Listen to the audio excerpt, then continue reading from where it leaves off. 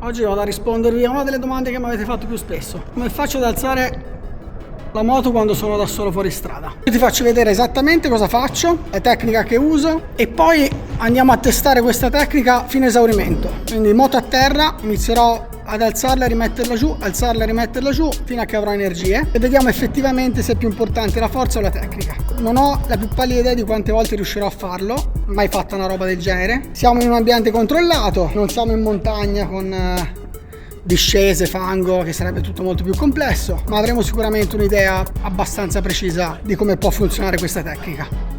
E poi vi facciamo vedere dopo con la moto messa giù le somiglianze che ci sono nel movimento. Attenti.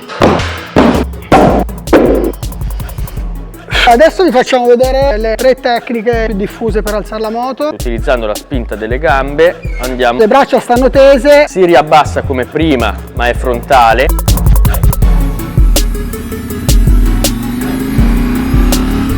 Adesso vedrete dove siamo a fare il test. Secondo me come ambiente non ve lo aspettavate, non è molto enduristico.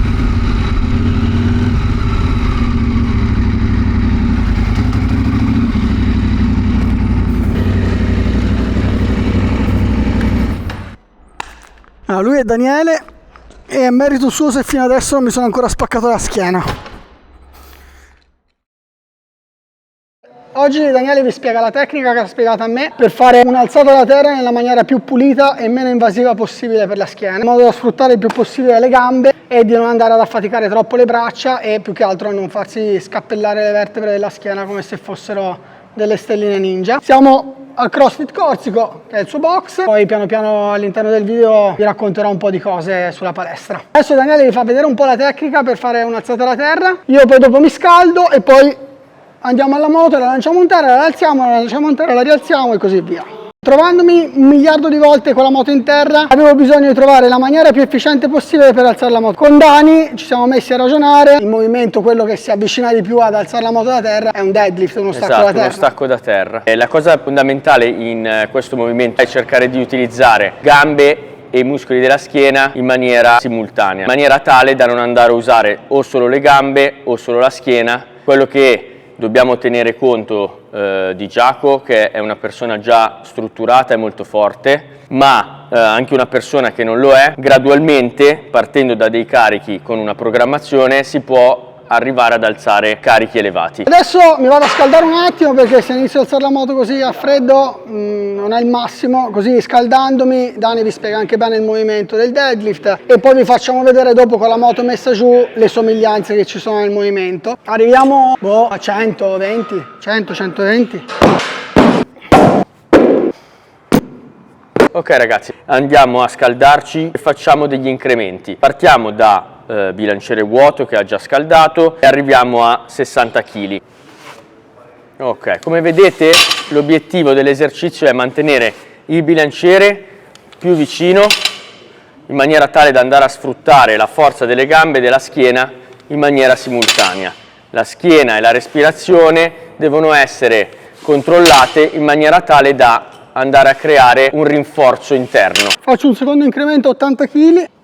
La cosa fondamentale qua è andare a avvicinarci al bilanciere in maniera tale da non averlo troppo lontano da noi, mantenere la schiena quanto più piatta possibile e andare a spingere il pavimento con le gambe. Quando superiamo il ginocchio facciamo entrare la forza del gluteo.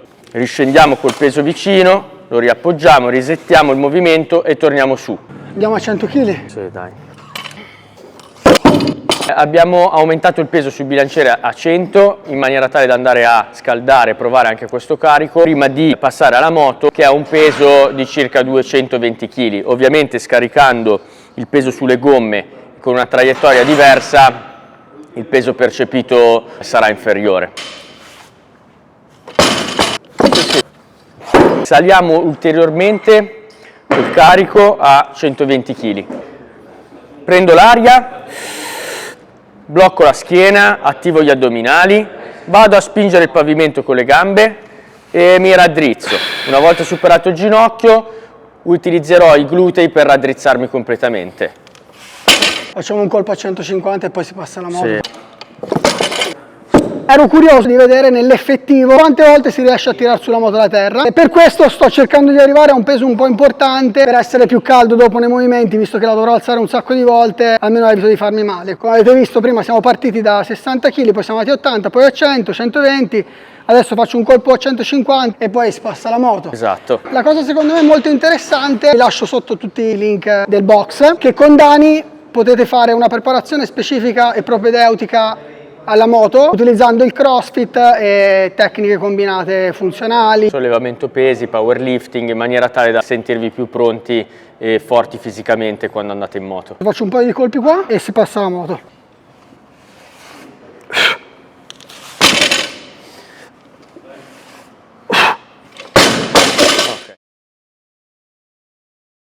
Allora, adesso vi facciamo vedere le 3 tecniche più diffuse per alzare la moto. La prima, che è quella di schiena, poi quella da davanti che si avvicina tantissimo allo stacco da terra, e poi una declinazione della tecnica, quella frontale, utilizzando il manubrio. Facciamo prima quella di schiena, che è quella, diciamo, che si presta di più anche per chi ha meno forza. Per persone magari estremamente leggere, consiglio è appunto di usare questa tecnica in maniera tale da non andare a lavorare troppo sulla schiena, ma avere una posizione neutra e un utilizzo delle gambe maggiore. Questa tecnica qua, anche se uno è molto forte, è utile anche quando la moto è caduta in discesa verso di voi, leggermente in discesa. Chiaramente sono situazioni limite che vanno messe in pratica se uno è da solo, perché se è in gruppo si fa aiutare e la moto la alza diversamente. Quindi se siete leggermente in discesa o se non siete abbastanza forti, utilizzate la tecnica di schiena, dove il concetto è sempre che dovete andare il più vicini possibili alla sella della moto. Le braccia non devono fare forza come nel deadlift, quindi devono rimanere il più dritte possibili, sempre schiena dritta. Esatto, utilizzando la spinta delle gambe andiamo a raddrizzare. Poi in questo caso vi avvicinate anche con i piedi, E ci passettino avviciniamo il più passettino, possibile con i passettini, esatto, e la moto va su. Questa è proprio quella in assoluto che anche se uno pesa Ce la fa 40 kg chiunque. la alzi, perché di base le braccia stanno tese. Cioè io in questo caso qua giù proprio non sto facendo assolutamente fatica nella maniera più totale. Spingete con le gambe, vi avvicinate col culo, andate proprio sopra la moto, iniziate a tirare con le gambe, a spingere con le gambe, schiena dritta. Io con le braccia non le usate assolutamente. Adesso vediamo la tecnica, quella che si avvicina di più al movimento che abbiamo visto prima. Lui cosa fa? Va a infilarsi sotto con i piedi alla moto, si riabbassa come prima ma è frontale, le braccia sono rilassate, distese, utilizzando la spinta di gambe si raddrizza, camminando in avanti va a raddrizzare completamente la moto. Perché qua le braccia non si usano e si spinge tutto con le gambe. Ve la facciamo rivedere. Ti si toglie il cavalletto. Perché è marcio sto cavalletto qua. Chiaramente sono fondamentali delle maniglie dietro, se non ce le avete la moto non la potete afferrare. La mano di sinistra va a afferrare il manubrio deve essere chiuso in questo modo qua, con la nopola girata verso di voi. Afferrate con l'altra mano la maniglia. Aria dentro come sempre, schiena dritta, mentre spingo forte con le gambe, rivado in avanti utilizzando i glutei. E l'ultima tecnica è una declinazione di questa, si usa la parte inferiore del manubrio. Schiena molto compatta, dura, e con le gambe qua vado a spingere forte e vado a sollevare facendo leva sulla manopola.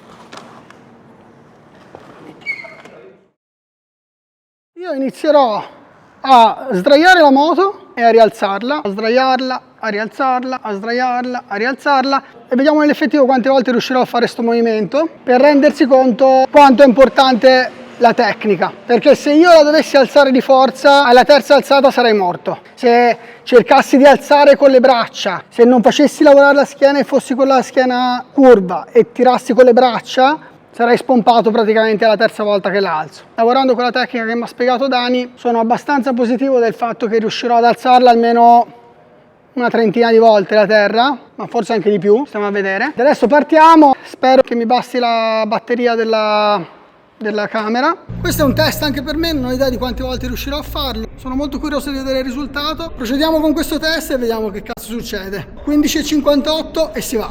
Partiamo.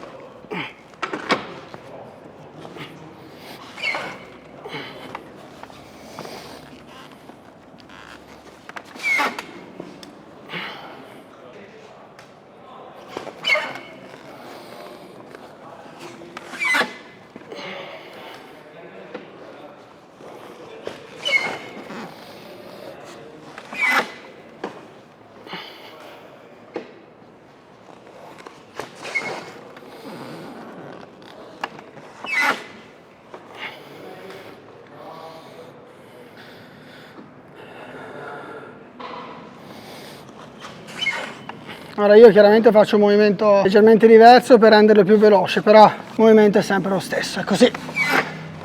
Potete farlo con i piedi pari, quindi con uno sviluppo verticale, oppure come facevo adesso, vi spingete tutto in avanti, sempre braccia tese, iniziate a tirare e spingete.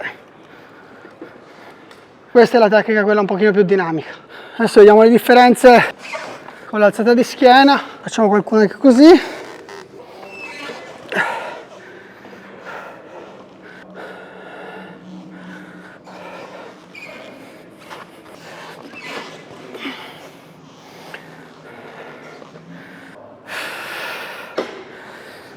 Tutto questo non sto contando assolutamente a quante ripetizioni sono io.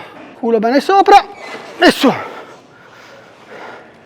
a riaddrizzare la moto perché nel frattempo questa si è mossa. Ok.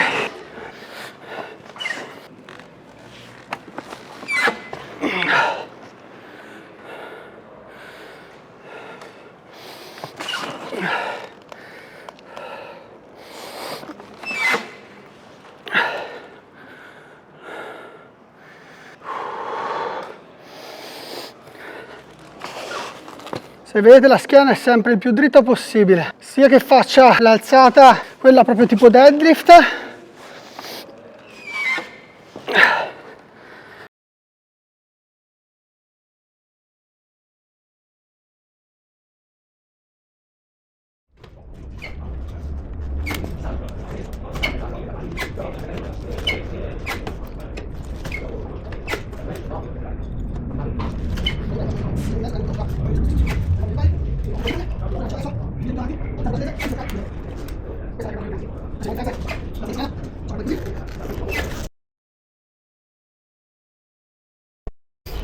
inizia a essere cottarello.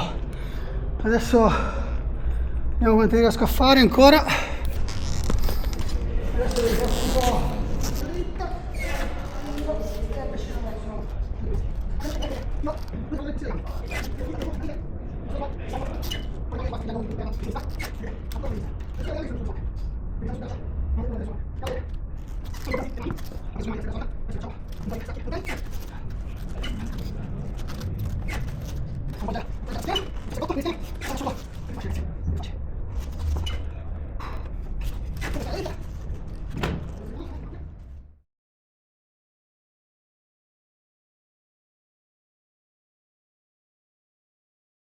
Niente, sono andato avanti fino alle 4:20 ad alzare la moto come un cretino, per poi rendermi conto che quella ha finito la batteria. Non so dirvi quante ripetizioni sono riuscito a fare, non le ho contate perché vi parlavo mentre registravo, quindi non sono riuscito a contarle. Come avete visto, più che essere forti serve mettere bene in pratica la tecnica, anche perché quando siete poi in mulattiera devastati, dove vi è cascata la moto 800 volte, nel fango, in salita, dove non toccate bene, lì non avrete la forza che avete magari a cose normali, inizio giro, o che avreste se vi si sdraia la moto sull'asfalto. Quindi un movimento che magari quelli che sono più forti riuscirebbero a fare di forza, all'interno di un giro poi, dove uno è affaticato e bello usurato dalla performance poi che mette nella traccia, se non viene fatta bene la tecnica, la moto resta sdraiata. Chiaro che questa cosa è utile se uno è da solo, che se è in gruppo conviene sempre farsi aiutare per salvaguardare il più possibile le energie. Provate a mettere in pratica questa tecnica, portate la moto in un prato, c'è morbido a terra, non rischiate di danneggiarla su superfici dure e iniziate a provare ad alzarla. Ricordatevi sempre di rimanere con la schiena più dritta possibile e di spingere con le gambe. Pensate a questo. Le braccia immaginate che non ce le avete snodate, quindi che rimangono dritte e steccate. Questo vi può aiutare a fare bene il movimento e a concentrarvi sulla parte bassa del corpo. Dani è disponibile a preparare dei piani di allenamento personalizzati, vi lascio il suo contatto in descrizione nel video, potete contattarlo, spiegargli che tipo di preparazione volete fare. Sono chiaramente specializzati nel CrossFit, ma hanno corsi funzionali e poi ci sono tutti personal dove appunto, come in questo caso qua, potete farvi preparare poi per una propedeutica accessoria al motocross o all'enduro, dove andate a fortificare la base muscolare, la resistenza con circuiti dove lavorate appunto sul conditioning, sulla parte metabolica e tutto il resto. Dani vi aspetta via mail Io e Dani vi salutiamo. Ciao. Fateci sapere se volete altri video di questo tipo qua e fate sapere a Dani se vi interessa fare qualcosa di specifico. Vi consiglio di andare a seguire CrossFit Corsico su Instagram, così vedete cosa fanno. E vi ricordo che se questo video raggiunge 500 like riorganizzeremo questa specie di challenge del e vedremo nell'effettivo quante ripetizioni ci stanno in un'ora di tempo. Ci vediamo settimana prossima.